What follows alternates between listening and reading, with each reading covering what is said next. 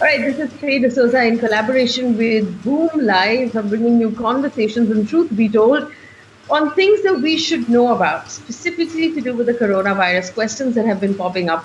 As you can see, we're all working from home, but the work has not stopped. The idea is to be able to clarify as much as we can and rely on data and information as much as we can. So, putting together the questions that have come to me of late, I have joining me right now Dr. Sanjeev Mehta. He is a very senior pulmonologist at Lilavati Hospital in Mumbai. Dr. Mehta, good evening, and thank you for joining us. I do understand that this is a busy time for you and your colleagues in the healthcare sector, so I'm very grateful for the time you've given us. I quickly want to ask you a few questions that are popping up. First question is this.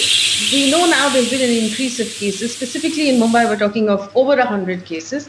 Uh, what is the symptomatic progression of this virus? And at what point should I worry and go get tested?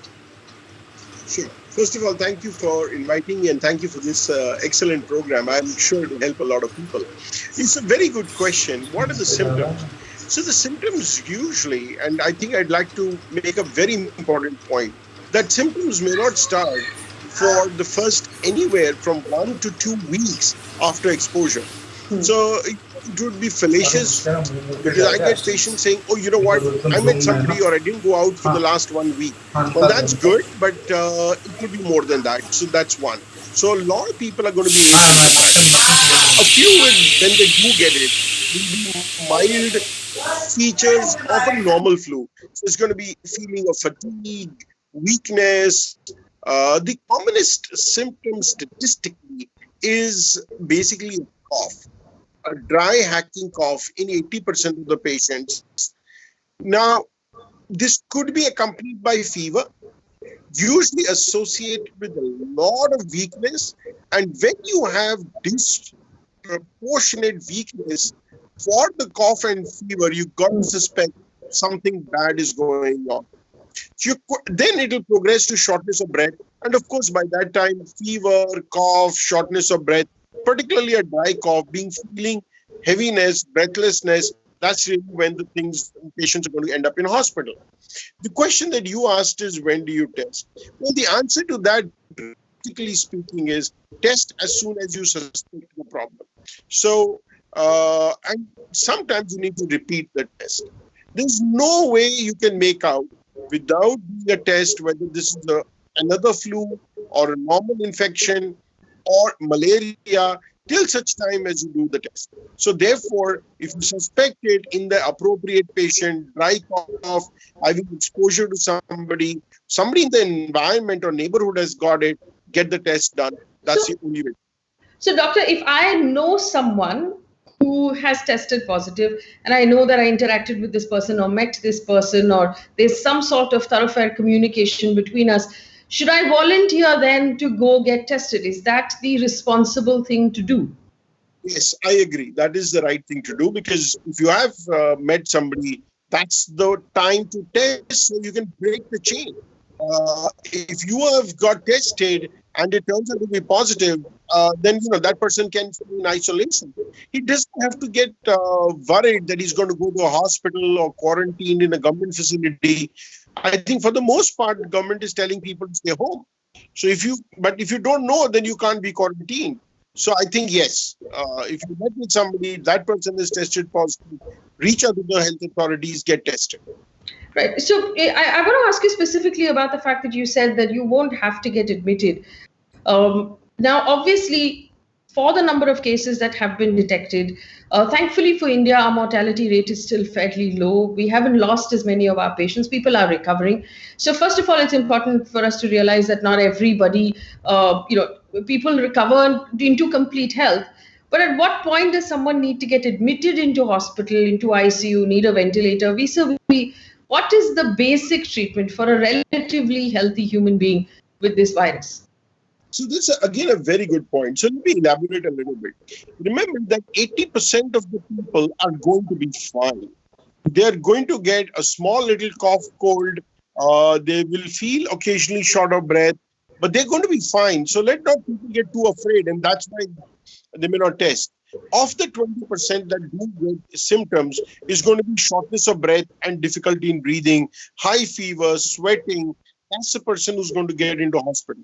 The hospitals don't want them in hospital because they just don't have enough number of beds. So the primary care is going to be at home. But when you are really when they start to get uncomfortable, or if there's a doubt, then they'll get admitted. Now, it's another thing. I think it's important for us to look at the demography. It's usually the older people, people who have secondary diseases. So even a 40-year-old who's on dialysis is a high risk. A 50-year-old with diabetes, maybe a younger person on steroids, not the inhalers, but really those who are on steroids or tablets, they are at high risk. So those are the people who would be more aggressively watched, and those are the ones we should keep that under a closer supervision. Remember, the national world average for mortality is about 2 or less than 2%. And below 50 and 60, the mortality is only about 0.5%. So the older person, more breathless, more uncomfortable, more hospital. I think that kind of summarizes. Well, Doc, there was also a question that popped up from one particular article that said that the WHO is worried that some form of this virus might be airborne. Is it true? Is it airborne? Do I have to worry about breathing it in through the air at all? Okay, so I think that would just be some article where somebody's expressing an opinion. At the moment, the virus, as it comes out of a patient, that virus has got a droplet. Now, that droplet goes straight and sinks. It can't float. And that droplet will stay on a surface. Copper 4 hours, cardboard about 8 hours, plastic and stainless steel about 12 to 24 hours is when 90% of the virus will be gone. It will dry. Now, when it dries, the virus can float. And that's when it can be airborne. So that's the point. However, that is less than 2 to 3 hours. And so technically possible, but really the probability is exceeding. So that's, I think, something we should keep that in mind. Can it be? Did I scare you? I want to ask you then a practical question. Now, most of us are staying home. Those of us actually, we must acknowledge, who have the good fortune of having homes are staying home, and whatever comes into our houses, so the home delivery or the groceries, if we do manage to get some vegetables or eggs or bread or whatever, are we to wipe down or disinfect everything? I mean, it's difficult to wipe down an onion, for example, or a banana, but is that what we're supposed to be doing because we don't know who's handled it before this? Yeah, it's a good question, and I think we should not wipe down. So wiping down is with the high concentration alcohol, 70% alcohol-based wipe. I think that's going to be difficult. You can't really wipe an onion down.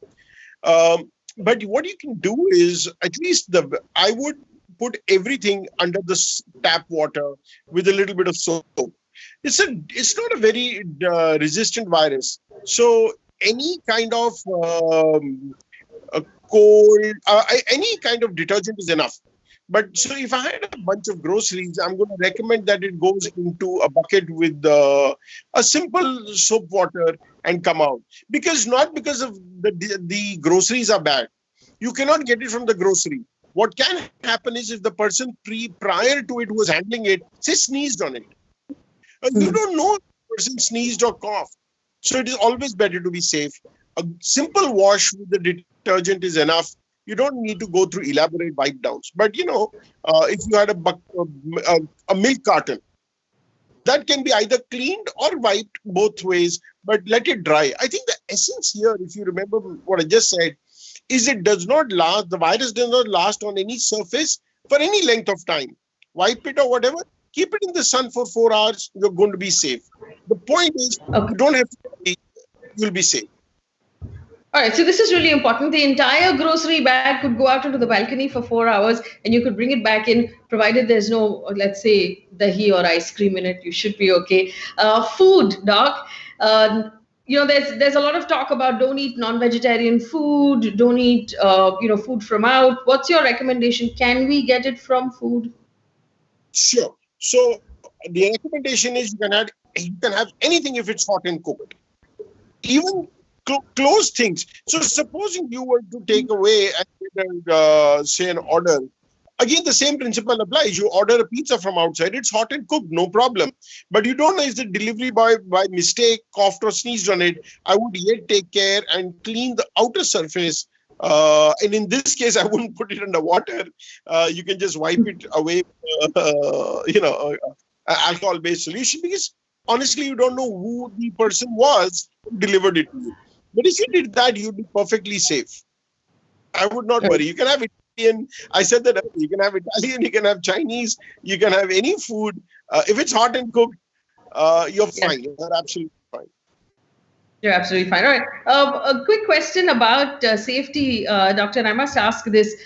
In your opinion, are the doctors or the healthcare workers in India, do we have enough of those PPE suits? Are we, because we're reading about how the US doesn't have enough right now. And that's scary for all of us because we expect that the West is better equipped than we are. Are we ready? At the moment, I think we are okay. Fortunately, the numbers are not huge. The worry is once a lockdown is removed, then there could be a flooding.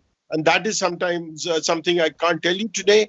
We don't know what numbers will hit us. But I think at the moment, most of the major hospitals are okay.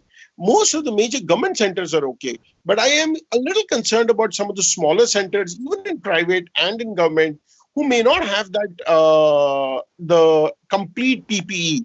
Many times in India, we take shortcuts. So just having a 95 mask is not enough with gloves. It needs to be fully covered. We need to have face shields, even in the normal ward. But if you have a hazmat suit, that's great. I don't think we've got that level of protection just available.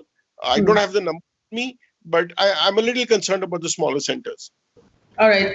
Dr. Sanjeev Mehta, pulmonologist at Lilavati Hospital in Mumbai, thank you so much for speaking to me at Boom Live. If the audience has any questions, you can leave us a comment at the bottom of this video and I'll ask Dr. Mehta to come back and answer those questions. Also, go to Boom Live to clear up any doubts you have about news you might have read if you're not really sure whether it checks out or not about the coronavirus. Thank you, Doc, and thanks to our viewers for watching. All the best. Thank you.